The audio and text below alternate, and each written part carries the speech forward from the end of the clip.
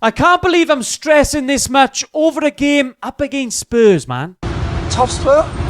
No. What's that? You never heard of them? No? It shows just how far United have fallen in recent times. Jay, you painted a pretty bleak picture there. We did beat Bilbao pretty convincingly in the end though, and they were one of the tournament favourites. But wow, we did make things difficult for us at the start of both those semi-final games. I understand the risk-averse approach from Amorim, but I don't want to see that same starting 11 again in the final now. And it's not just the players, it's also the intentions that they come out with as well. In the second leg of the semi, yes, we did have that free goal cushion, but we were retreating quicker than politicians after Brexit. Fairly large multitasking. And this is the sort of thing that was happening. You can see United's front three seemingly matching up to what Athletic had to offer. But a simple ball out from the keeper, straight over to the fullback, Garnacho was left trying to chase his coattails. And then as the ball is moved around a little bit, look at what's happening to United's midfield. You can see the lack of press that United applied in this game. You'd think you're trying to obviously apply a little bit of a squeeze. You don't want Athletic to constantly get into your own half all the time. But United didn't do that. So easy for the midfielder to turn and charge towards United's box. And this was a prime example of United so quickly just retreating back into that defensive shape. Yes, you do have that free goal cushion. I understand that. But it's always a bit of a risky approach, especially up against a team that's missing some of their best players. Would have thought United would have kind of wanted to put the game to bed, but it didn't seem that way. We did the same up against Lyon, where you obviously have that bit of a cushion. We allowed them back into the game. We also did the same, almost did the same thing up against Athletic as well. Because this was also always happening. 3 United centre-backs marking 1 Athletic striker. It didn't make a ton of sense. The centre-backs were so passive in this game. Again, you're looking at this shape. United was so quick just to retreat back into this one. And all I'm saying is, it is understandable when you have that 3-0 lead. But going into that final, and we've done it in certain games as well, you don't want to be retreating so quickly into this shape.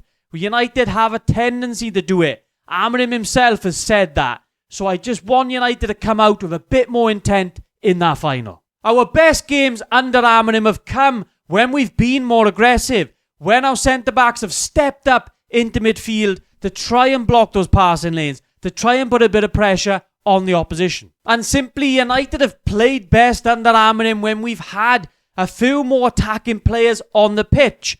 Like when we've had Ahmad playing at wing-back, it makes a hell of a difference. All of a sudden, United have more of an attacking threat. You saw in this semi-final, as soon as Mount and Ahmad came on, it did change that game. More forward-thinking players on there, but just having that dynamism in there as well. I think Luke Shaw coming on did help. It's just trying to get a few more quality players on the pitch. So I think we'd like to see something similar in that final, but from the off now. Bet your ass we will. I don't expect Amorim to go as ballsy as this, but I would love for our starting 11 to look something like this. Learn the lessons now of the semi-final and the quarter-final games, where United can so easily just sit on the back foot. Obviously, looking at the starting lineup, you could swap Shaw out for Dorgu. Obviously, it depends on the fitness of Shaw, whether you trust him at wing-back. You could swap Mino for Mount. You could put Mazraoui at wing-back and push Ahmad a little bit further forward. But the main thing for me, coming out after our semi-final, is going to be that midfield pivot. For me, we've tried a few combinations. That Casemiro-Ugarte pivot simply doesn't work for me. I know a lot of people seem to rate Ugarte, but there's a reason why he comes off whenever we're chasing in a game. I don't overly like Fernandes being in that pivot, but at the minute, I think needs must. And I think that combination of Casemiro and Fernandes, Casemiro sitting a little bit deeper, Fernandes a little bit ahead of him, supplying the balls further forward to the likes of Garnacho, the likes of Ahmad, I think that's where this game is going to be won and lost. Chills. Literal chills. But no matter who we put out, I think it's a huge test. Up against Prem teams, we haven't been successful at all this year. Under Amorim, we've beat those few teams in the relegation zone, but apart from that, we haven't done an awful lot. So to face now a Premier League rival in the Europa League final is a huge game. We're going to need things to go our way, but I just hope United play as United should. We be aggressive. We try and take the game to Spurs. Make them nervous, because they're going to be. Like, they are trying to win something that they've never won before. They don't win a lot. We know that.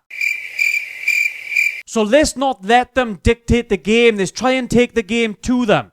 I think that's where United have been the best under Amorim. We've talked, obviously, about the games up against Liverpool, Man City.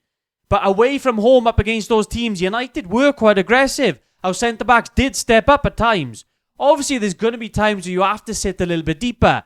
But let's not do what we did up against Athletic in that semi-final where we're constantly retreating. Obviously, I understand we had that 3-goal cushion. You've got to take that into account. But in that final, and United have a track record. We tend to sit a little bit deep, but we get stuck there. And it just worries me. Let me know what you guys think down in the comments down below. Would you make any changes to that starting 11 to face Spurs in that final? As always, guys, if you enjoyed the video, please subscribe, drop a like if you enjoyed, and I'll catch you in the next one.